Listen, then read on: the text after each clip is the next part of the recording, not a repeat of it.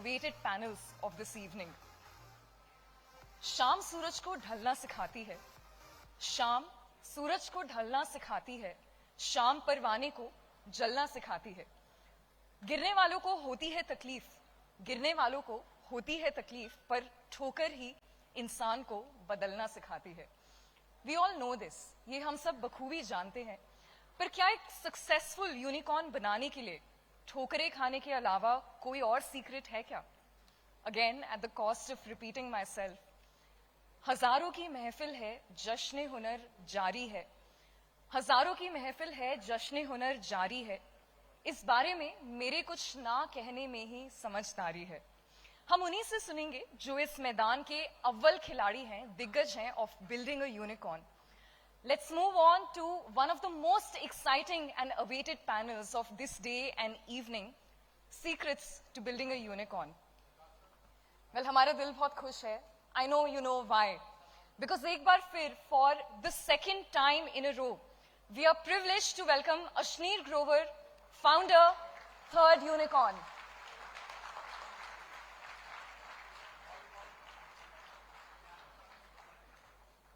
Well, I'm informed that he'll be joining us in about 30 seconds.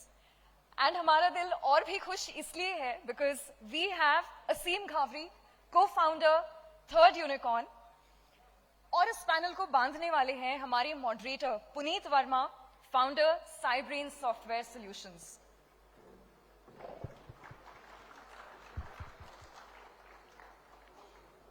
और मुझे लगता है ये 30 सेकंड पूरे होने को आए।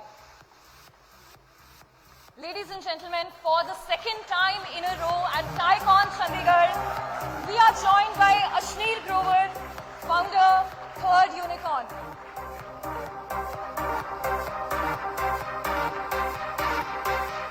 Very warm welcome to you, Ashneer, and thank you so much for joining us. And we're also joined by Aseem Ghavri, co-founder, Third Unicorn. I request him to come up on the dais. Ladies and gentlemen, a loud round of applause, please. And our moderator, our wonderful moderator, Puneet Verma, founder, Cybrain Software Solutions. Puneet ji, all yours.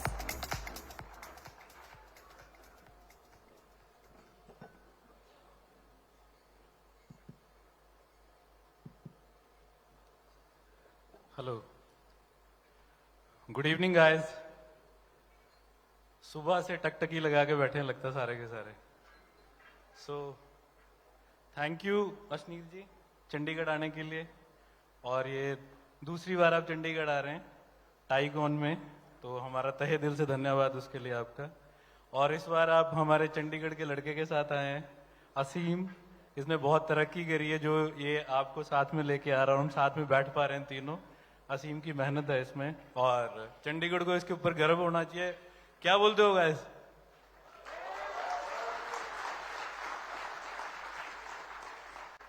तो अशनीर जी, किसी को बताने की तो जरूरत है नहीं, आपको सारे ही जानते हैं हिंदुस्तान में, हिंदुस्तान से बाहर भी। तो मैं सीधा सीधा क्वेश्चंस पे आता हूं। मेरे ख्याल से असीम को भी लगभग अब सारे ही जानते हैं चंडीगढ़ में तो सब जानते हैं, पहले से ही एक सक्सेस स्टोरी है।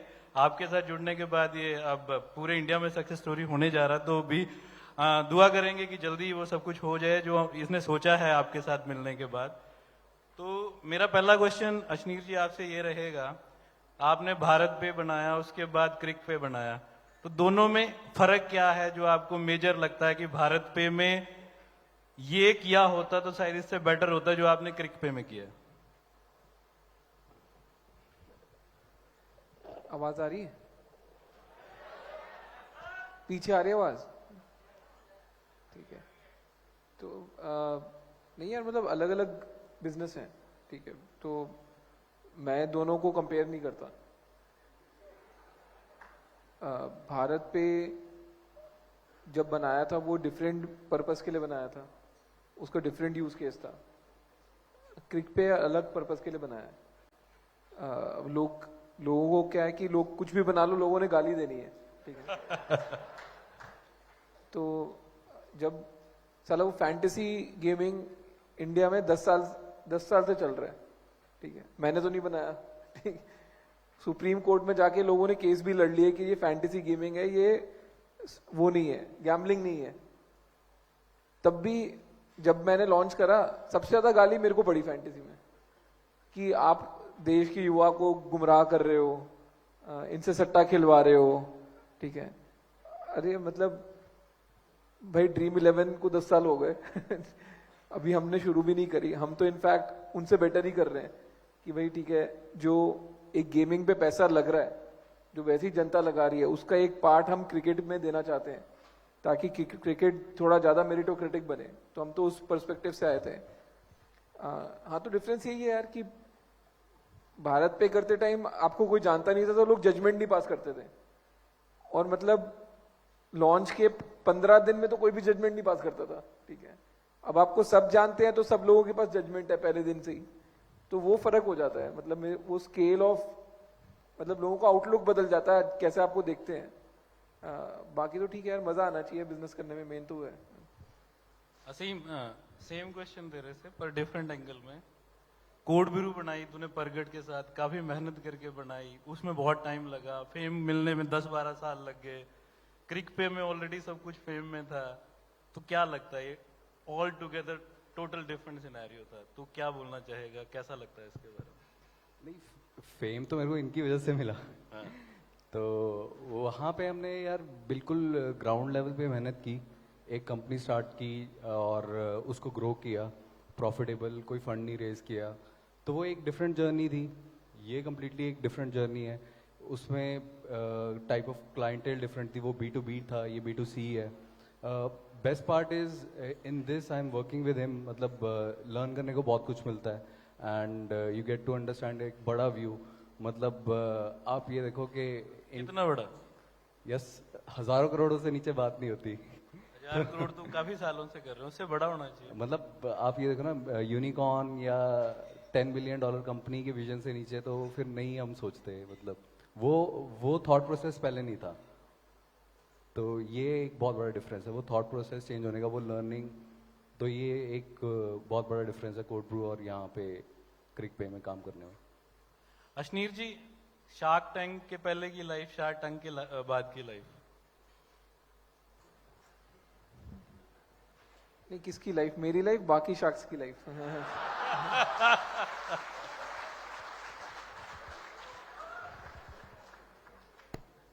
सी,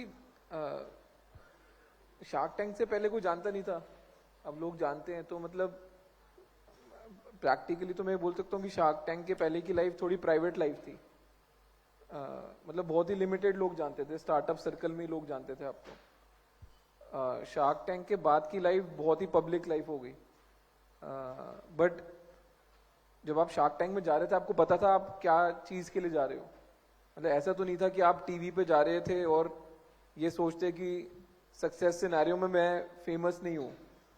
सब फेमस होने ही गए थे, ठीक है, क्योंकि सबके पास अपने बिजनेसेस तो बने हुए थे, what ever scale, what ever profitability, but सबने कुछ ना कुछ बना रखा था।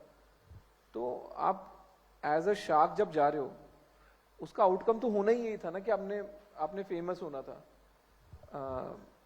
तो मेरे को एटलीस्ट मेरे लिए इतना कुछ वो चेंज नहीं है।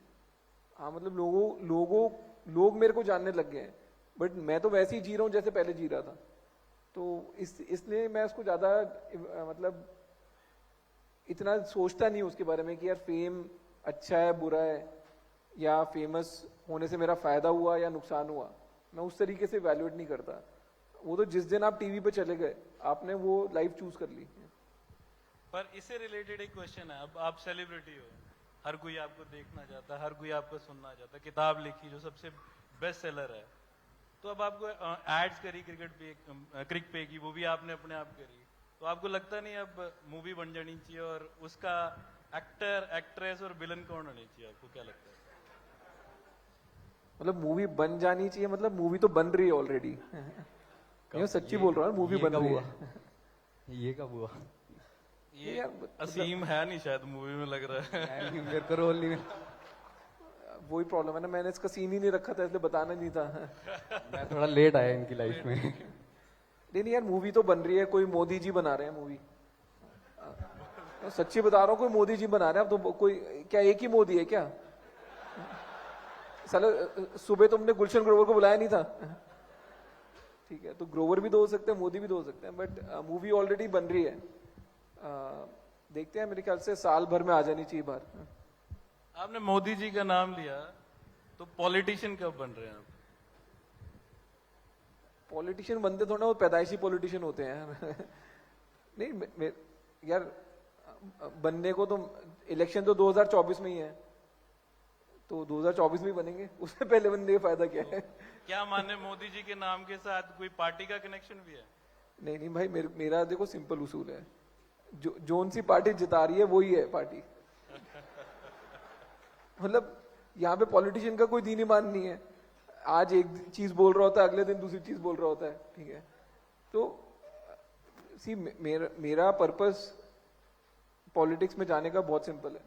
मेरे को लगता है कि बहुत फंडामेंटल चीजें हैं जो इंडिया में चेंज होनी चाहिए, जिन पे कोई डिस्कशन ही नहीं करता। ठीक है, ऊपर ऊपर से बातें होती रहती हैं, तो मेरे को वो फंडामेंटल चीजें ड्राइव करनी है। बट कोई भी चीज ना ऑपोजिशन में बैठ के ड्राइव नहीं हो सकती। ठीक है, हाँ मेरे पास टाइम बहुत है, बिकॉज अगर तुम 40 साल की उम्र में पॉलिटिक्स में घुस जाते हो तो तुम्हारे पास कम से कम 20 साल है, और उस 20 साल में तुम ढंग से भी खेलोगे। मतलब मैथ्स एवरेज भी ले लो तो 50% टाइम तुम ऑपोजिशन में बैठोगे, 50% टाइम तुम पावर में होगे। तो अगर 10 साल आपको ढंग से काम करने को मिल जाए तो मेरे को लगता है इम्पैक्ट आ सकता है। तो लड़ना तो 2024 का इलेक्शन ही है, बाकी देखते हैं। असीम, क्या लगता है, बंदा सेलिब्रिटी है, मूवी उसकी आ रही है, पॉलिटिशियन बनने वाला है, को फाउंडर होके कभी कभी डर नहीं लगता यार मेरी पर्सनालिटी खत्म ही हो जाएगी? नहीं, मेरी पर्सनालिटी बन रही है, खत्म कैसे होगी? आप इतनी मतलब ऐसी पर्सनालिटी के साथ आप रहते हो, कहते हैं ना कि जैसे अपना सर्कल बनाओ, 5 लोग के एवरेज होते हो आप, राइट? ऐसी बड़ी रील्स चलती हैं। तो I think I am with him, I am spending time with him, तो होपफुली ऐसी पर्सनालिटी बन जाए सून। मतलब तू ऐसा बोलना चाह रहा मोदी और शाह बड़ी पार्टनरशिप? ओके, तो आपसे एक क्वेश्चन मैं पूछूंगा। सेलिब्रिटी बन के पैसा भी है, नेम भी है, फेम भी है, पॉलिटिशियन बनने के बारे में आप सोच रहे हैं, मूवी ऑलरेडी बन रही है, तो एंटरप्रेन्योरशिप में क्या रखा है फिर? सी एंड ऑफ द डे आपका एक कोर है कि आप काम क्या करते हो, आप जाने किस लिए जाते हो। मतलब celebrity for the purpose of celebrity बनने का कोई मतलब नहीं है ना। मतलब वो कौन बनती है, वो उर्फी जावेद, क्या नाम है उसका, सेलिब्रिटी तो वो भी है। ठीक है, कभी वो जीन्स नीचे पहनने की जगह जीन्स ऊपर पहन के आ जाएगी। ठीक है, मतलब तो उसका कोई मतलब नहीं है। वो यूएस में कर्डाशियंस है, ठीक है, वो फेमस है क्योंकि वो फेमस है, किसी को नहीं पता वो फेमस क्यों है, बट फेमस है। ठीक है, तो उसका कोई मतलब नहीं। मेरे को लगता है हर बंदे का एक कोर होता है कि आप कोर पे काम क्या करते हो। For me that core is being an entrepreneur. ठीक है, एंड मेरे को उसी चीज में एक्साइटमेंट आती है कि कोई नई प्रॉब्लम पकड़ो, कोई नई चीज मार्केट में उतारो, उसको स्केल करो, उसको उसके बारे में सोचने में उसी से मेरे को मतलब मोटिवेशन मेरी वहीं से आ रही है। एंड यार कभी ये थोड़ा ना होता है, अब आप कभी मुकेश अंबानी को पूछते हो कि अरे सर इतना बड़ा घर है, इतने रईस इंसान हो, सबको जानते हो, अब क्यों बिजनेस करते हो? वो भी तो हर साल एक नया बिजनेस डालेगा, अगले साल दूसरा नया बिजनेस डालेगा। सो आई थिंक वो तरीका सोचने का सही नहीं है कि अरे आपने इतना कमा लिया अब छोड़ो, अब छोड़ दो, अब तो ऐश करो। I don't subscribe to that view, क्योंकि आपको वैल्यू कुछ कमाने से नहीं मिल रही है, आपको वैल्यू काम करने से मिल रही है। ठीक है, मतलब even if today Mukesh Ambani बोलता है कि मैं जिंदगी भर खर्चूंगा, खर्च ही नहीं सकता। ठीक है, तो उसको प्लेजर खर्च करने से थोड़ा मिलने वाला लाइफ में, उसको तो प्लेजर कुछ बनाने में मिलने वाला। असीम, मैंने एक इंटरव्यू सुना तेरा रिसेंटली, उसमें मेरे ख्याल से 500,000 के आसपास ऑलरेडी व्यूज आ चुके हैं।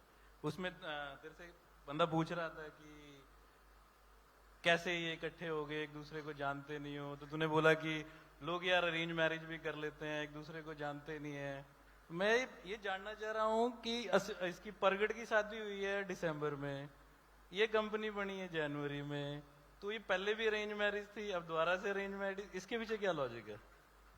मैं समझा नहीं क्वेश्चन कैसे। मतलब दो अरेंज मैरिज?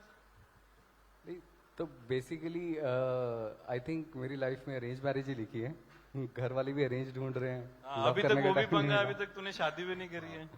तो आई थिंक यही लिखा है किस्मत में। तो आई थिंक अरेंज भी कहीं ना कहीं उससे लव कर लो, तो वो कॉन्सेप्ट चल रहा है। अच्छा, एक क्रिक पे बना, आपने कोई एडवर्टीजमेंट नहीं करी, ऑलमोस्ट 15 लाख के आसपास मेरे ख्याल डाउनलोड हो चुके हैं 30 दिनों के अंदर। शुरुआत में पहले या दूसरे दिन क्रिक पे के ऊपर काफी हमने पढ़ा कि उसके प्रॉब्लम आ रही है आपके अंदर। वो खराब कोडिंग की वजह से थी कि लोग बोर्ड चला रहे थे? क्या लगता है आपको? What do you think? आपने रिसर्च किया होगा, क्या आउटकम आया उसका? नहीं, see, ये असीम से भी क्वेश्चन है, मैं दोनों से आंसर चाहूंगा क्योंकि सीटीओ असीम को भी देना है आंसर। नहीं यार, सी हियर्स द थिंग, आज तक कभी ऐसा नहीं हुआ। मतलब मैंने बहुत ऐप्स देखी हैं इंडिया में कि पहले दिन आपने लॉन्च करा है और 2.5-3 लाख लोग टूट के पड़ जाए पहले दिन ही, ठीक है। जब Amazon भी पहले दिन लॉन्च हुआ था ना इंडिया में, तो 2.5 लाख लोग एक टाइम पे ऐप को यूज नहीं कर रहे थे। तो हर ऐप में ना आपको टाइम मिलता है स्केल करने का। चलो ठीक है, अभी तो लॉन्च करी है, एक स्केल पे लेके जाएंगे, फिर प्रॉब्लम सॉल्व करेंगे। हमारे साथ प्रॉब्लम क्या हुआ कि अनफॉर्चुनेटली, हालांकि हमने मार्केटिंग भी नहीं करी, वो न्यूज से इतनी हवा फैल गई और इतने लोगों ने डाउनलोड कर ली कि इतना लोड आ गया कि हमने कभी एंटिसिपेट ही नहीं किया था। Which is a good problem to have, right? मतलब worst problem to have is कि तुमने ऐप बनाई है और कोई आ ही नहीं रहा ठीक है। तो it was a good problem to have. And मेरा बिलीफ ये है कि यार हर चीज फटती है, हर चीज फटती है। एंड जब तक फटेगी नहीं तब तक आपकी वो लिमिट भी रीच नहीं हो रही ना, आप आगे भी नहीं सोच पा रहे। कौन सी ऐप है जो नहीं फटी? ठीक है, एक इंस्टाग्राम तक फटा है, फेसबुक तक फटा है, वो अलग अलग लेवल पे चीजें होती है। So I think that is the whole journey कि आप, एंड मैं लोगों को हर बार यही बोलता हूँ, was doing a startup is like giving child, एक मतलब वो प्रेगनेंसी की तरह है, ठीक है। बिल्कुल सही। अगर आपका पहला बच्चा 9 महीने में पैदा हो रहा है, अगला बच्चा भी 9 महीने में पैदा होएगा, ठीक है। ऐसा नहीं है कि सेकंड बच्चा है तो 3 महीने में पूरा रेडी हो जाएगा।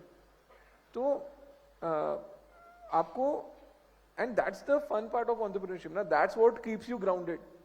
कि आप जितने बड़े तोप हो, जब आपने कोई नई चीज उतारी है, वो अपना प्रोसेस चलाएगी पूरा, ठीक है। तो हम तो उसको उस तरीके से देखते हैं। बाकी ठीक है यार, वेरी अर्ली डेज। मैं अगेन बोल रहा हूँ, हिंदुस्तान में तो सारा कोर्ट के सिवाय हर बंदे के को जजमेंट देनी है इमीडिएटली ठीक है। यहाँ पे साला कोर्ट को बोलते रहो भाई जजमेंट दे दे, उसने 3 साल लगाने हैं, जनता 2 मिनट में जजमेंट दे देती है, ठीक है। तो that's the fun part of doing business in India. Aseem, technical way से आंसर। टेक्निकल वे से इसका यही आंसर है कि आई थिंक वो इतना लोड हमने एंटिसिपेट नहीं किया था जैसे लॉन्च करते हुए। बट मैं आपको बहुत एक इंटरेस्टिंग स्टोरी बताता हूँ।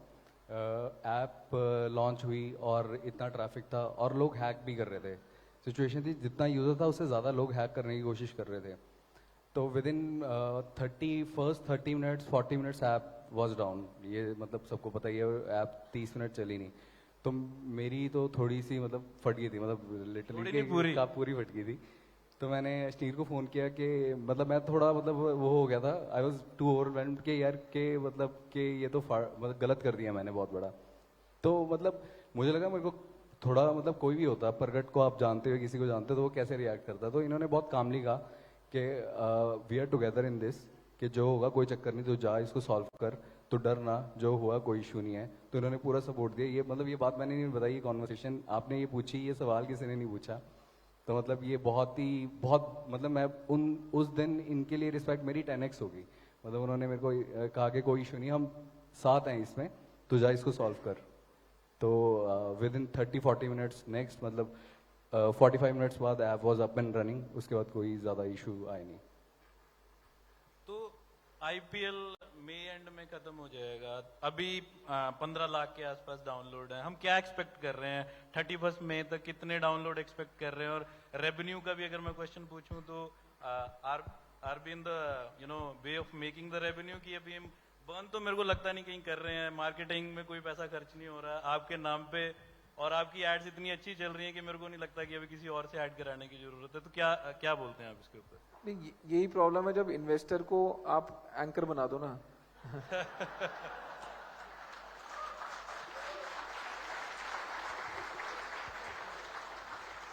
अब इन्होंने पैसे लगाए हमारे पे, कंपनी पे, ठीक है, हम इनको कुछ नहीं बताते क्या चल रहा है, ठीक है, इनको लगा चलो स्टेज पे मौका मिल गया मैं पूछ लेता हूँ। मैं तो नहीं बता रहा।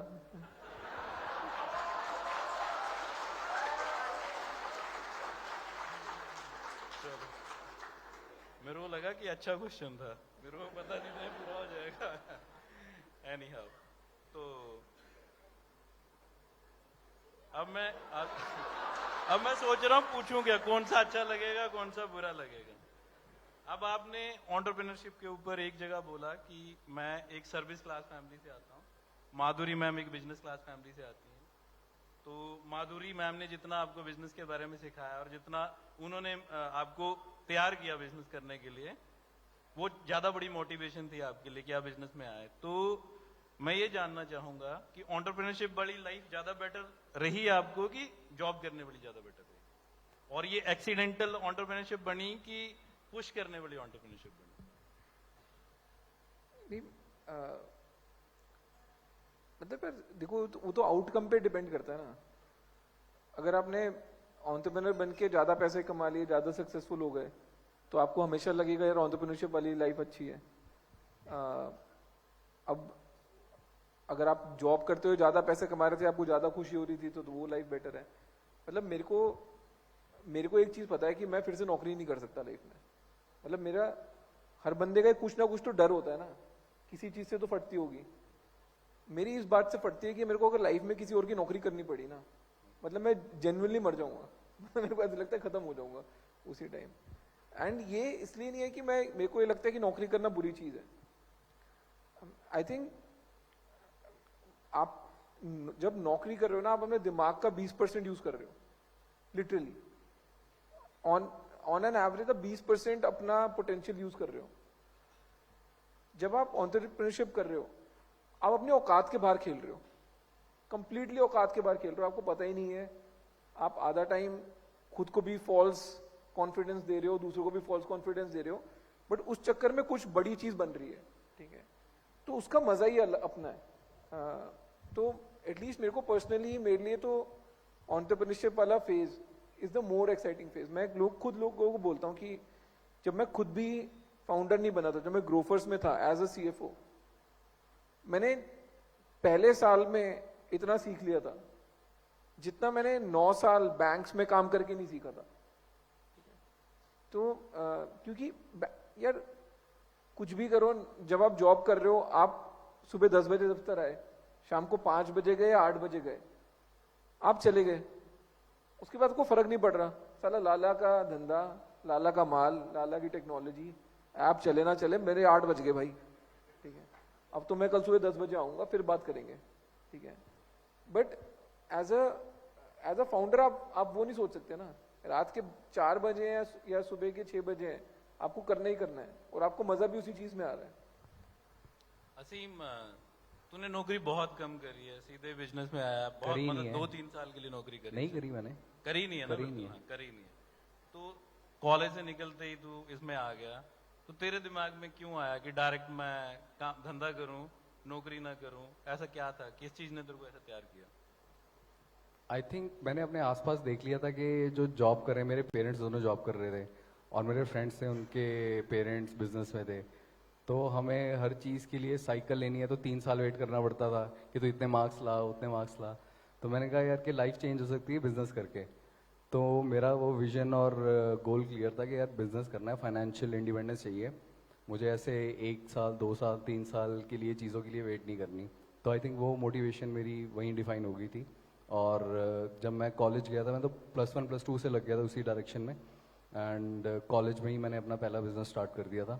एंड कॉलेज से निकलते निकलते आई थिंक अपने कॉलेज में जाके मैंने हायरिंग कर ली थी प्लेसमेंट ड्राइव फाइनल ईयर में। ओके, सो क्या नाम, अब एक और क्वेश्चन है तेरे लिए, वो तेरे से ही क्वेश्चन है। तेरे को क्या लगता है अब ये थर्ड यूनिकॉर्न में तू आ गया है, एक बिजनेस का 100 करोड़ की कंपनी के बाद सीधा हजारों करोड़ की कंपनी बना रहा है अशनीर जी के साथ, अब इससे next what is your target, what you want to achieve? देख जब मैंने बेसिकली स्टार्ट किया था मैंने इतना ही सोचा था कि मुझे बिजनेस में जाना है और एक सक्सेसफुल बिजनेस बनाना है।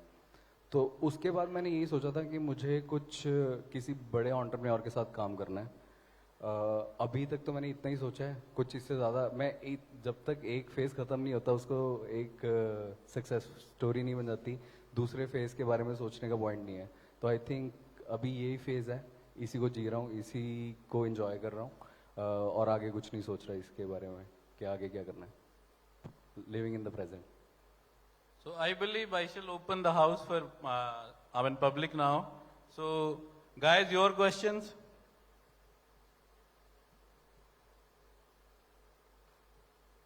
Vishal, you want to ask something? Okay. Give mic to Vishal.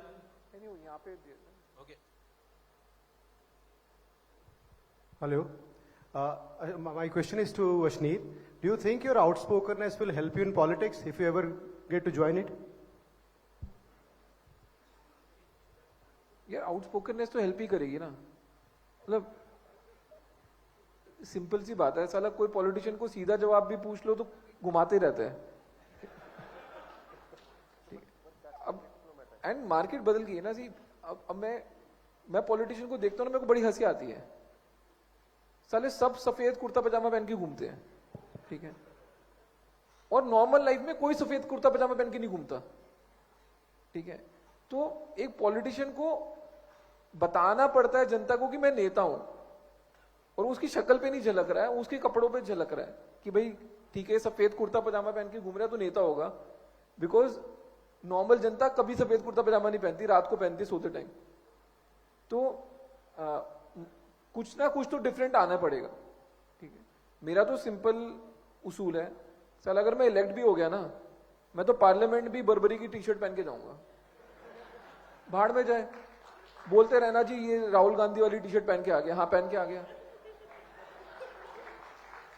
यार साला जब हिंदुस्तान का बिजनेसमैन गूची और बरी पहन के घूम रहा है, तो जब पार्लियामेंट में भी जाएगा तो अपने आप को रिप्रेजेंट करने आ रहा है ना यार।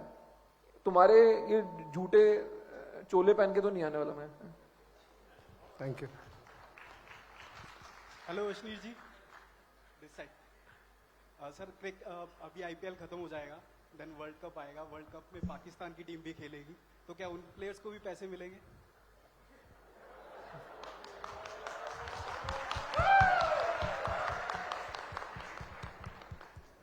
ये इंटरेस्टिंग क्वेश्चन है। तो पहले वर्ल्ड कप तो आने दे भाई। सर हमारे से ज्यादा पाकिस्तान के लोग वेट कर रहे हैं इसका। नहीं, अच्छा पाकिस्तान के लोग वेट कर रहे हैं कि उनको पैसे मिलेंगे। नहीं, उसमें भी हमने कुछ और जुगाड़ निकाला है। बिकॉज जब आईपीएल है तो नेशनैलिटी की बात नहीं है, ठीक है, तो best cricketer should win more money, right. But जब इंडिया खेल रहा है तब नेशनैलिटी का इशू आ जाता है। तो तब भी हम कुछ ऐसा स्कीम निकालेंगे कि साला अगर इंडिया वाले अच्छा खेलेंगे तो मिलेंगे, ठीक है, और अगर वो पाकिस्तान से मैच हार जाएंगे तो हम उनके बैंक अकाउंट से पैसे खींच लेंगे।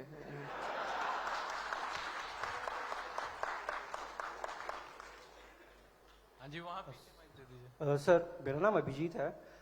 मेरा दो सवाल हैं। पहला कि आप जो ये कह रहे हैं कि क्रिक पे में हमारा बर्न रेट बिल्कुल जीरो है, जब मैंने साइन अप किया था I got a 50 rupees reward, तो उसको हम बर्न रेट काउंट करेंगे कि नहीं करेंगे? दूसरा कि कॉल इट भारत पे या सक्सेस, लॉस में जब हमने इकोनॉमिक टाइम्स देखा था रिसेंटली, सबसे ऊपर था, सबसे लंबा बार ग्राफ था लॉस में, अराउंड 3000 करोड़। तो ये हम कह सकते हैं कि आपके बाद वो लॉस हुआ है बट वो लेगेसी कंटिन्यू हुई है, तो हम उसको कैसे आप जस्टिफाई करते हैं उस चीज़ को? यार देख, भारत पे वाले ना एकदम गधे लोग हैं। मतलब गधे भी नहीं, गधेड़े हैं वो, ठीक है। मैं तेरे को फैक्ट बताता हूँ, जब मैंने 3.5 साल कंपनी चलाई है, ठीक है, मैंने 4,500 करोड़ रुपए रेज करे थे, 1,500 करोड़ रुपए खर्च करे थे, ठीक। जब मैंने कुल मिला के 3.5 साल में 1,500 करोड़ रुपए खर्च करे हैं 3.5 साल में, ठीक है, तो 1 साल का लॉस 2,000 करोड़ कैसे हो सकता है? तो एक होता ना कि एक इंसान के पीछे इतना पड़ जाए कि वो कुछ पागल ही हो रखा है, ठीक है। तो जब मैं कंपनी से बाहर आया, भाई कंपनी तुम्हारे पास हाथ में है, जो बुक्स बनानी है तुमने बनानी है, ठीक है। तो ताकि मेरा नाम बदनाम हो, उन्होंने पता नहीं क्या बुक्स बनाई है, 2,000 करोड़ का लॉस दिखा दिया, ठीक है, जो कि हो ही नहीं सकता। जब भाई मैं 1 मार्च को निकला हूं, 1 मार्च तक 2018 जून से लेके 1 मार्च तक 1,500 करोड़ रुपए खर्च हुए कंपनी में, तो उससे ज्यादा लॉस कहां से हो जाएगा? ठीक है, तो वो भाई उनसे पूछो, एक रजनीश कुमार जी बैठे हैं, वो अपने आप को एसबीआई का चेयरमैन बोलते हैं, उनको पकड़ के पूछ लो, भाई तू बता दे, हिसाब दे दे कहां से हो गया, ठीक है।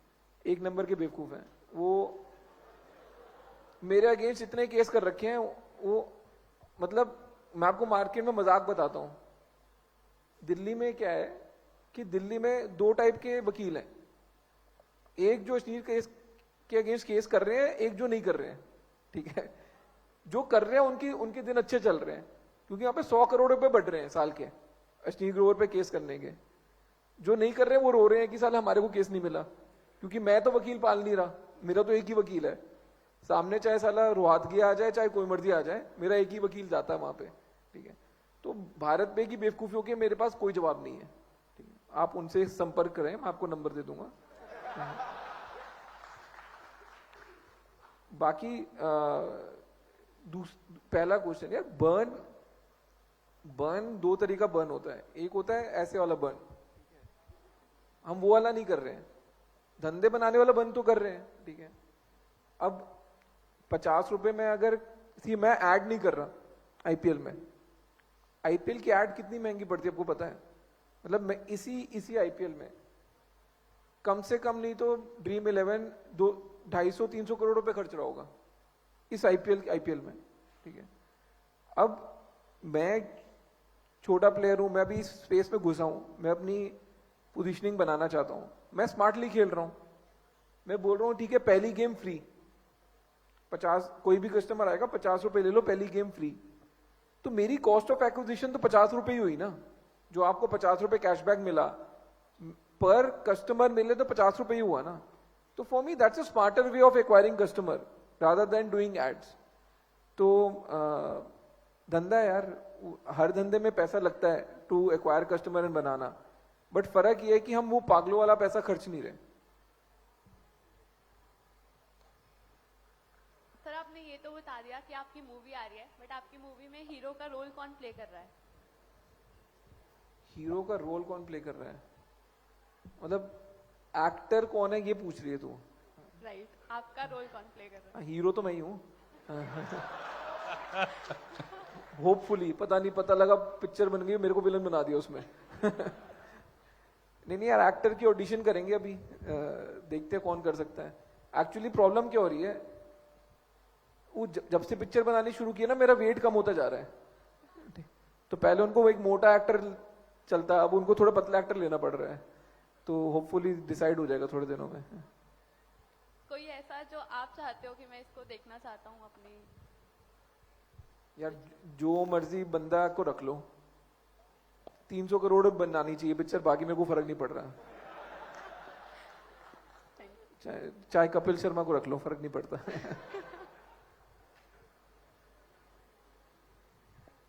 Hi Ashni sir, hi Asim.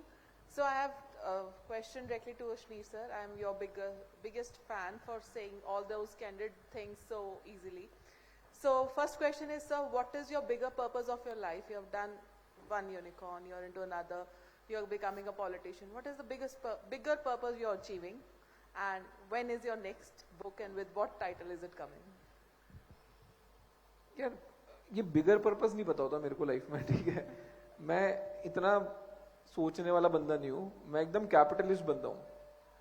मेरे लिए हर चीज की मेजर, मतलब सक्सेस की जो मेजर है ना वो पैसों में है, ठीक है।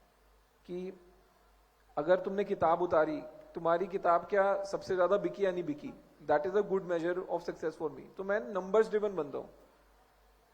कई लोगों को लगता है कि कुछ इंटेलेक्चुअल पर्पस होगा, कोई लार्जर पर्पस होगा लाइफ में, नहीं है यार, क्यों चाहिए। मेरे को लगता है अगर हर बंदा नंबर्स ड्रिवन बन जाए और कैपिटलिस्ट बन जाए, देश का वैसे ही भला हो जाएगा, ठीक है। तो मेरा कोई लार्जर पर्पस नहीं है, मैं कोई बाबा नहीं हूँ कि इवेंचुअली ये करना है, या मैं तो धरती में ये करने आया था, मैं तो धरती पे मजे लेने आया था मैं मजे ले रहा हूँ। Thank you so much.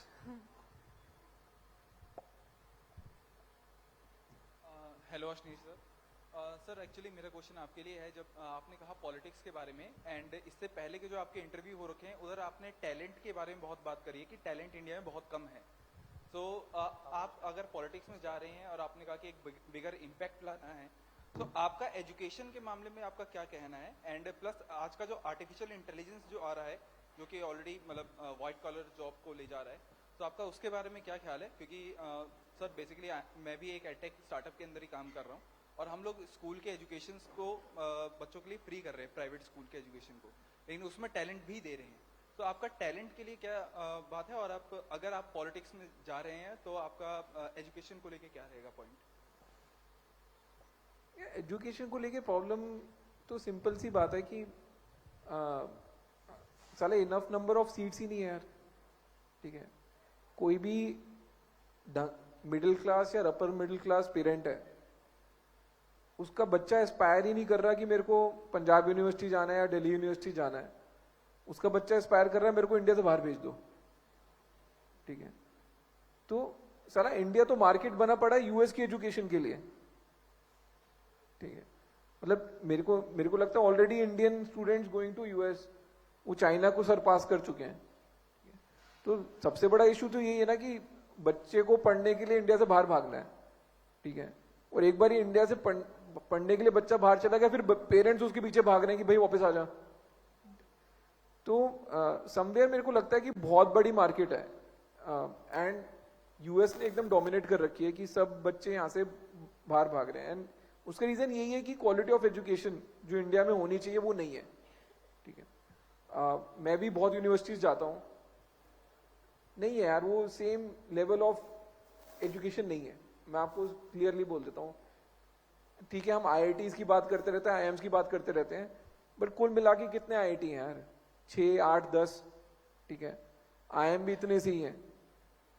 बाकी जो कॉलेज है उसमें क्या हाल है? वहां पे क्या प्लेसमेंट लग रही है बच्चों की पढ़ने के बाद? क्या अटेंडेंस लग रही है? क्या प्रोफ्स टॉप टैलेंट आ रहा है पढ़ाने के लिए, ठीक है। वो सब मेजर गैप्स हैं। एंड मैं होपफुल ये हूं कि प्राइवेट यूनिवर्सिटीज वो गैप को आइडेंटिफाई कर लें और एजुकेशन को ले आए, और उसको देखते देखते गवर्नमेंट भी उठ जाए। वरना अदरवाइज अब मेरे को नहीं पता साल के 1 लाख बच्चे बाहर जाते हैं, कितने बाहर जाते हैं, ये नंबर ना बहुत जल्दी 10 लाख पहुंच जाएगा, ठीक है। तो that is my view on education. Do you support कि एजुकेशन को प्राइवेटाइज कर देना चाहिए? जैसे फिलहाल के लिए तो एजुकेशन प्राइवेटाइज नहीं है। सब कुछ प्राइवेटाइज कर देना चाहिए, गवर्नमेंट का बिजनेस ही नहीं है। Government should not be in any business यार। भाई जब तुम एयर इंडिया को प्राइवेटाइज कर रहे हो तो कॉलेज तुम क्यों चला रहे हो? क्या लॉजिक है? तो गवर्नमेंट का बिजनेस गवर्न करना है, ठीक है, धंधे चलाना थोड़ना है। वो टाइम तो चला गया ना कि जब आप बोलते थे जी पावर प्लांट भी सरकार चलाएगी, रेलवे भी सरकार चलाएगी, जहाज भी सरकार चलाएगी। अब तो सरकार कुछ भी नहीं चलाती, तो एजुकेशन क्यों सरकार चला रही है? सब का सब प्राइवेटाइज कर दो। मैं तो कह रहा हूँ दिल्ली यूनिवर्सिटी का एक कॉलेज बांट दो, सबको बोली लगा दो। या पे तुम साले फालतू की ऑक्शन करा रहे हो आईपीएल की बैठ के। 15 करोड़ का कोहली बेच दो, 12 करोड़ का ईशान किशन बेच दो, ठीक है। मैं तो कह रहा हूं ऐसे ऑक्शन कराओ ना, हाँ जी श्रीराम कॉलेज ऑफ कॉमर्स बोली लगाओ, तभी इंप्रूव होएगा boss. Sir, I have a very small question, MCQ type ही है। Basically, I want to ask कि जैसे आजकल हर कोई बात कर रहा है startups, like they talk about innovation लेके आओ, आइडियाज लेके आओ, आइडियोलॉजी बढ़ाओ, थॉट प्रोसेस बढ़ाओ, क्यूरेट करो कुछ. सो आई हैव सीन कि बहुत सारे टूल्स जो इनोवेशन से बनते हैं, सो काफी पैसा कमा लेते हैं वो, राइट? और उसके बाद उसको कॉपी करके आई हैव सीन कि उससे ज्यादा पैसा कमा लेते हैं. So what you would suggest कि उसको कॉपी किया जाए या नया क्यूरेट किया जाए? यार कॉपी वाला कौन पैसा कमा रहा है यार? समझा नहीं मैं, सॉरी. सर लाइक जैसे let's suppose I take a very small example, Zomato बना, फिर स्विगी बना, मतलब काफी पैसा कमा रहे हैं ना एक दूसरे को कॉपी करके. ऐसे बहुत सारे और जगह में भी प्लेटफॉर्म्स हैं, टूल्स भी हैं, जैसे एआई टूल्स हैं, एक तरह के बहुत सारे टूल्स हैं, वो सब अच्छा खासा पैसा कमा रहे हैं. So that's what I am asking कि हमें न्यू क्रिएट करना चाहिए या वी शुड कॉपी देम? यार जिसमें ज्यादा पैसा बन रहा है वो कर लो. मतलब बिजनेस का तो सिंपल रूल है ना यार, लाइक अगर तुमको फर्स्ट मूवर बन के ज्यादा एडवांटेज मिल रहा है तो फर्स्ट मूवर बनो. अगर फर्स्ट मूवर किसी और को बन के सेकेंड मूवर बन के तुमको एडवांटेज मिल रहा है तो कॉपी करके बिजनेस बना लो. सो या आई थिंक यू नो उसमें कोई सीधा जवाब नहीं है. So Ashneer, you could have opened any company after आपने Shark Tank करा और इतने सारे business ideas आपको मिलते थे, and the name of the company is Third Unicorn. तो ऐसा आपको क्या लगा फैंटेसी स्पोर्ट्स में कि ये एक थर्ड यूनिकॉर्न बनेगी? नहीं यार, सी हियर्स द थिंग, मैं इवन पहले भी जो मेरे मन में आता था मैं तो वही करता था यार. ठीक है, तुमको ये लग रहा है कि यार कुछ भी कर सकते थे, फैंटेसी क्यों कर रहे हो? ठीक है, मेरे को लगता है साला इतना दिमाग लगा के मेरे को तो लग रहा है फैंटेसी सही चीज है करने को. अब आप उसका लॉजिक सुनो ना. आईपीएल का एक मैच मार्केटिंग राइट जो बीसीसीआई बेचता है 52 करोड़ रुपए के बिकते हैं. एक आईपीएल पे 400 करोड़ रुपए का फैंटेसी खेला जाता है. ठीक है, अगर मैं 10% भी रेवेन्यू पूल पकड़ लूं उसका, तो पर match there is more money in fantasy than in all the ads combined which BCCI has sold as marketing right in wholesale. ठीक है, तो नंबर बहुत बड़ा है. एंड दूसरा मेरा है कि यार साला मेरा धंधा है, मेरा जो मर्जी आएगा करूंगा यार. अब तो मैं तुमसे पूछता हूं कि भाई तुम ये भी कर सकते तो तुम ये क्यों कर रहे हो? तू भाई डॉक्टर भी बन सकता था, इंजीनियर क्यों बन गया? ठीक है, everyone life they have to live on their own यार. ठीक है, जस्ट बिकॉज मैं पब्लिक हूँ, ठीक है, जनता मेरे को कुछ भी बोलती है, बोल ले, मैं तो जवाब नहीं देने वाला. Last question Jitin, I would like कि आप पूछ के let us. Ashneer, I think your clarity of thought is amazing and I think that's led to a lot of successes that you've had.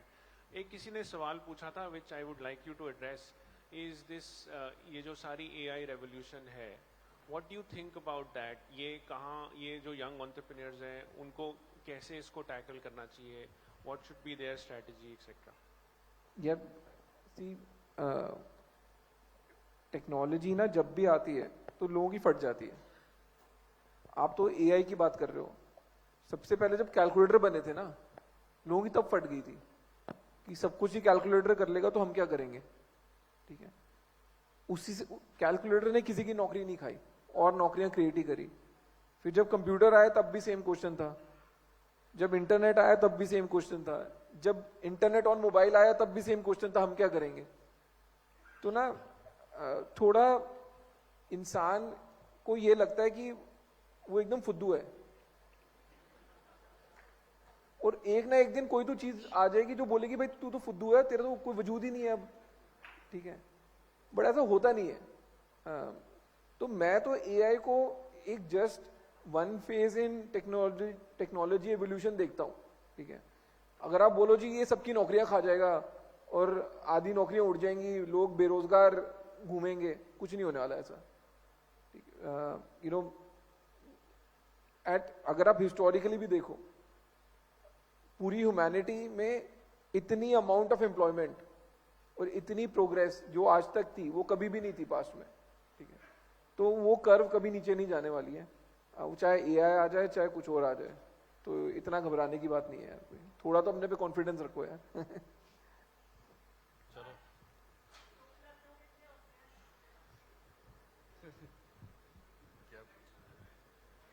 Chat GPT खोल के देख ले, उसमें डाल। चलो guys, thank you so much. तो बहुत interesting session था। अब अशनीर जी अगर कोई क्वेश्चन लेना चाहते तो उनकी मर्जी है, otherwise I believe we are good to close. ले लो यार, 3-4 क्वेश्चन ले लो। और हाँ चलो 4 क्वेश्चन भाई, 2+2 वाला तू बैठ जा, तेरे से क्वेश्चन नहीं पूछ रहा मैं। very last question, one last question. 2-3 पूछ लो यार, क्यों इतना? 3 question. Hi Ashneer. Hello. Hey Ashneer, my question is simple. Like this confidence that you've got right now with so much of candid conversation, were you always like that since childhood, or it came after your success with our startup? नहीं यार, confidence पहले से था, बाहर नहीं निकलता था। नहीं, बचपन से कोई कॉन्फिडेंस नहीं था। मैं तो पहले बोलता ही नहीं था यार। और अभी भी मैं ना सिर्फ स्टेज पे बोलता हूँ, स्टेज से उतर के एकदम चुप हो जाता हूँ। तो आई थिंक वो ना एक डिफरेंट पर्सोना है जो स्टेज पे आता है, वो स्टेज से उतर के खत्म हो जाता है। एंड मेरा कुछ नहीं, मतलब मैं आपको, आप मेरी किताब भी पढ़ोगे ना, उसमें क्लियरली लिखा है मैंने आज तक, मतलब पब्लिक स्पीकिंग तो बहुत दूर की बात है। मतलब एक रूम में अगर 3 लोग बैठे होते थे ना, मैं तब चुप हो जाता था। मेरा ऑप्टिमम कॉन्वर्सेशन होता था, एक बंदा और बैठा है और एक मैं बैठा हूं, तो चलो बात हो जाएगी। 2 बंदे आ गए ना रूम में, तो मैं चुप कि मैं नहीं बोल रहा अब। तो मैं तो इतना शांत था। वो तो चले गए शार्क टैंक में, साला वो कैमरा को कुछ दिख गया हम में, या मेरे को कुछ कैमरा में दिख गया, उसके बाद अब बोल लेता हूँ, फर्क नहीं पड़ता है। Hi sir, so all the businesses you have done till date, all of those were digital, और retail businesses की बहुत बड़ी percentage है Indian economy में. So what's the future for retail businesses and what's the future for digital businesses? अबे हर चीज का future मेरे से क्यों पूछते रहते हो यार? इसका क्या फ्यूचर है, उसका क्या फ्यूचर है, आपका क्या फ्यूचर है, मेरा क्या फ्यूचर है? अब मतलब मेरे पास कोई मशीन है क्या फ्यूचर में देखने की? मेरे को नहीं पता भाई, मैं बताता हूँ फ्यूचर में क्या होने वाला है। गाइस ये लास्ट क्वेश्चन है, मैम है उनको 7 बज रहे हैं, 8 बजे मैं खाना खाने वाला हूँ, ये बता सकता हूँ बस। उसके बियॉन्ड का मेरे को नहीं पता। तो मैडम को माइक दे दें, ये लास्ट क्वेश्चन है। Can we quickly have the mic in the front row? It's not about future. I just want to know what is your honest sentiment about the startup ecosystem outside of Bangalore in India? Honest sentiment about startup ecosystem outside Bangalore. यार सी, अभी पिछले साल जो euphoria था, अभी वो euphoria नहीं है, ठीक है। उसका रीजन क्या है कि पिछले साल पैसा बहुत आ रहा था, तो जब पैसा आता है ना तो बंदे में कॉन्फिडेंस आता है। अब वो पैसा आना बंद हो गया है, ठीक है। इनफैक्ट जो बंदे पैसा भेज रहे थे, अब वो सवाल भेजते हैं कि भाई पहला पैसा भेजा था उसका जवाब दो या हिसाब किताब दो। तो थोड़ा सा ना म्यूटेड है सेंटीमेंट, स्टार्टअप स्पेस में म्यूटेड है, बट इतना भी खराब नहीं है जितना बाहर खराब है। यूएस में इंडिया से बहुत ज्यादा खराब सेंटीमेंट है, मतलब किसी को स्टार्टअप में पैसे नहीं लगाने। इंडिया में अभी तक वो बुरा हाल नहीं हुआ है। इंडिया में ये है, हाँ ठीक है, बड़ा पैसा लगना बंद हो गया है, बट लोगों को ये नहीं लग रहा कि फ्यूचर में स्टार्टअप होंगे ही नहीं या ये सब बंद हो जाएंगे। तो 2022 के बाद वाला जो फेज चल रहा है ना, वो थोड़ा प्रॉफिटेबिलिटी वाला फेज है कि भाई तमीज से धंधा करो, बहुत तुमने मजे कर लिए। तो अब थोड़ा, और जब भी तमीज से काम होता है ना तो शांति हो जाती है, मतलब पार्टी नहीं चल रही अभी। तो दैट्स द सेंटिमेंट है। And what about the ecosystem, like ecosystem in general outside of Bangalore? जब हम startups की बात करते हैं, जैसे पंजाब का या some states which are still catching up on the ecosystem. So what's your take on those states? नहीं यार, सी इकोसिस्टम अगर आप देखो, इट्स 60-40 बैंगलोर एंड दिल्ली, ठीक है। 60% of all big startups are in Bangalore, 40% of all big startups are in Delhi. उसके बाद ना एकदम से वो टेल बन जाती है, बहुत ही थिन हो जाता है। Even Bombay is not high on startup on startups. मतलब जितने भी ढंग के लोगों ने बॉम्बे में स्टार्टअप करी है वो इवेंचुअली या तो दिल्ली शिफ्ट हो गए या बैंगलोर शिफ्ट हो गए. सो दो शहर की कहानी है घूम फिर के स्टार्टअप्स. उसके बियॉन्ड बहुत ही थिन चल रहा है अभी तक. होपफुली चेंज हो जाएगा बिकॉज यहाँ पे महंगा इतना हो गया है. अब कभी मैं पढ़ रहा था कि बैंगलोर में 3 BHK आपको 1 लाख रुपए से कम का नहीं मिल सकता. अब इतने महंगा अगर मैं किराए पे घर लूंगा तो उस बंदे को तनख्वाह भी उतनी ज्यादा देनी पड़ेगी. So everything is going to come down to cost very soon. And I am hoping कि when it come to cost, जो दिल्ली और बैंगलोर की इन्फ्लेशन है becomes a disadvantage for those cities and advantage for the other cities. Thank you ji. Last question. No I believe Ashneer ji हमें समय की कमी की वजह से बंद करना पड़ेगा. Thank you guys. बहुत अच्छा आपने साथ दिया इस पूरी डिस्कशन में. थैंक यू अशनीर जी दिल्ली से इतनी दूर आने के लिए हमारे पास. और thank you Aseem. Thank you so much. We are very proud of you. Thank you. Thank you so much to this wonderful panel. And पहले बता देती हूँ, मैंने क्लियर करने को, मैंने खत्म करने को नहीं कहा. अगर आप उम्मीदें वक्त से लगा के शिकवा हमसे करेंगे तो आप कमाल करेंगे. Well, thank you so much for being here this evening and candid, raw and unfiltered like always. To felicitate this wonderful panel, can I please have on the dais Vishal Kedia, Director, Develop Tech IT Solutions Private Limited, and one of the pilot investors of Third Unicorn. Ladies and gentlemen, let's have a loud round of applause for Ashneer Grover, founder, Third Unicorn.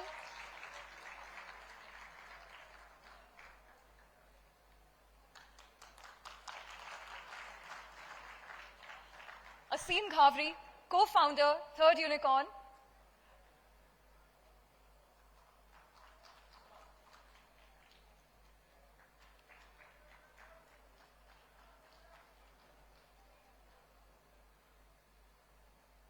And our formidable moderator, Puneet Verma, founder, Cybrain Software Solutions. Well, he brought it all together so beautifully. So can we have a loud round of applause for him?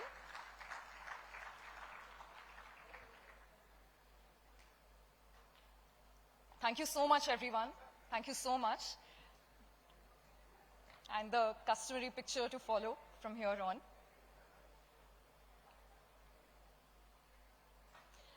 Well, शाम-ए-फिराक का वक्त है, यानी it's that evening where we must part ways once more. शाम-ए-फिराक अब ना पूछ, आई और आके टल जाएगी. दिल है कि फिर बहल जाएगा, जान है कि फिर संभल जाएगी. मे बी जान का मामला नहीं है, लेकिन दिल का जरूर हो सकता है. दिल बहल जाएगा जब हम अगले साल फिर मिलेंगे टाइकॉन पे. एंड एक और दफा रॉबिन सर आपको जहमत करनी होगी to give the vote of thanks. First of all, thank you, Niharika. You've shown a lot of energy throughout the day, right? And you've been at, I think, 5th Icon. Thank you very much. We have a small gift for you. Yes, yes. This, okay.